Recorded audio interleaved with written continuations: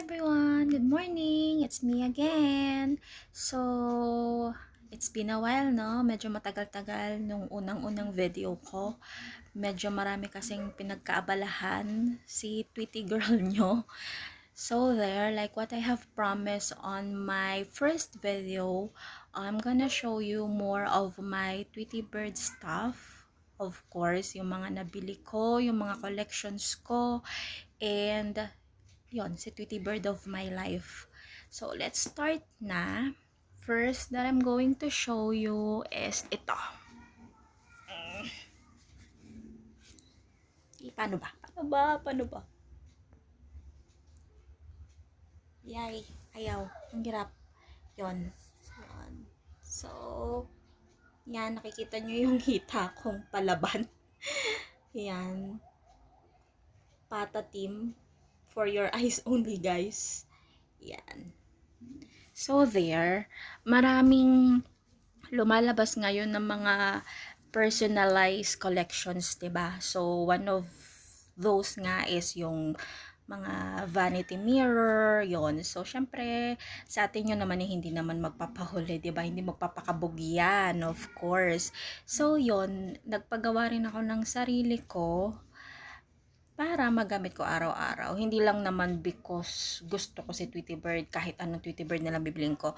No, of course not. You have to make sure then na magagamit mo siya. 'Di ba? Kasi nowadays, alam naman nating lahat na sobrang hirap kumita ng pera. Alam nyo yung sa bawat butil ng pawis, yan. Marami makaka-relate dyan, of course, I know. Kasi syempre, again, we are facing pandemic. Napakahirap ng buhay, napakahirap kumita, napakahirap magtrabaho. But this naman, that mirror, hindi ko naman siya binili during pandemic. Nabili ko siya nung medyo nakakaluwag-luwag pa tayo sa buhay. Yung hindi pa talaga, hindi pa lumalabas si Maring COVID. Alam niyo yon. Sa ngayon kasi medyo stop muna tayo sa pagbili ng mga Tweety Birds kasi marami tayong mga dapat na i-consider, marami tayong mga dapat na i-prioritize. Yon, sobrang haba na ng aking mga litanya. Mirror lang naman yung pinakita ko, 'di ba? So there.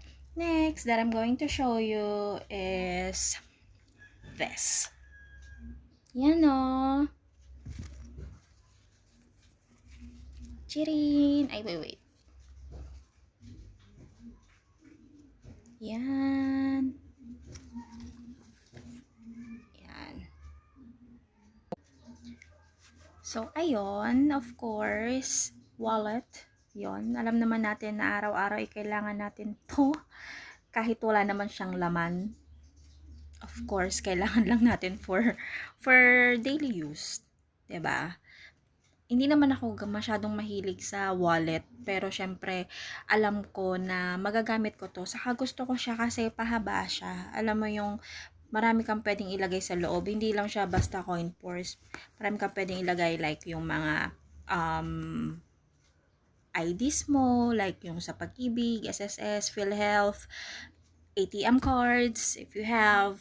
Tapos, ako kasi fan ako nung mga malulutong na barya. And as much as possible, ayaw na ayaw ko siyang malulukot, ayaw na ayaw ko siyang matutupi. So, perfecto. Mahaba. So, ilalagay mo lang siya as it is. Tapos, hindi mo siya tutupiin for, yun, kahit gano'ng katagal na gusto mo, hanggat hindi mo magagastos, ganyan. So, yun. Next, ay, ito. Yan o, yan o.